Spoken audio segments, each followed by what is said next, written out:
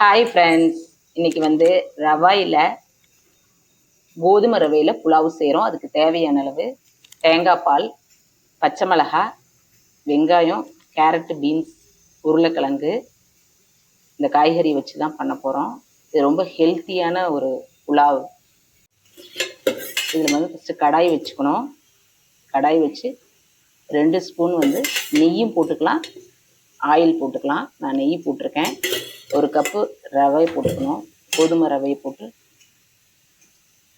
வறுக்க ஆரம்பிச்சிடணும். நல்லா வறுத்துடணும். வாசம் வர வரலும் நல்லா வறுத்துக்குங்க. அதுக்கப்புறம் திரும்ப கடாயை வச்சு எண்ணெய் விட்டு சோம்பு போட்டுக்குங்க. வேறு எதுவும் போட வேணாம், பட்டை கிராம்பு எந்த எதுவுமே போட வேணாம். இதை போட்டு வெங்காயம், பெரிய வெங்காயம் போட்டுக்கலாம்.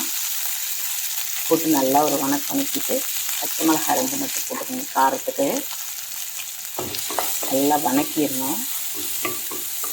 அப்புறம் அரை தக்காளி போட்டுக்கலாம்.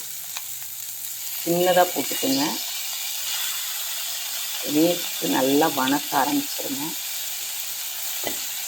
வணக்கிட்டு இது வந்து குழந்தைங்களுக்கெல்லாம் பிடிக்கலைன்னா கூட இந்த மாதிரி செஞ்சு கொடுத்தீங்கன்னா ரொம்ப பிடிக்கும்.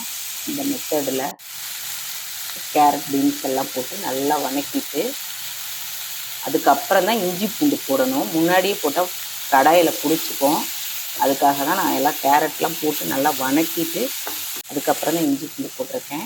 இதுக்கப்புறம் 2 கப்பு தண்ணி ஊற்றிக்கணும். 1.5 கப்பு தேங்காய் பால் எடுத்து வச்சோம் பார்த்தீங்களா, அதையும் ஊற்றிட்டு கொதிக்குது நல்லா. இப்போ வந்து நம்ம ரவையை கொட்டிடணும். ரவையை கொட்டி நல்லா கொட்டிட்டு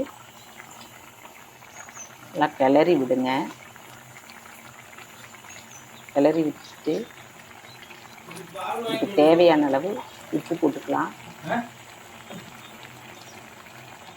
போட்டுட்டு நல்லா வெந்துருச்சு பாருங்கள். அதுக்கப்புறம் மல்லித்தலை போட்டுக்கணும். மல்லித்தலை போட்டு நல்லா பூக்க வெந்துருச்சு பாருங்கள். ரொம்ப டேஸ்டியாக இருக்கும் இந்த டிஃபன் வந்து பார்த்திங்கனாக்கா காலையில்.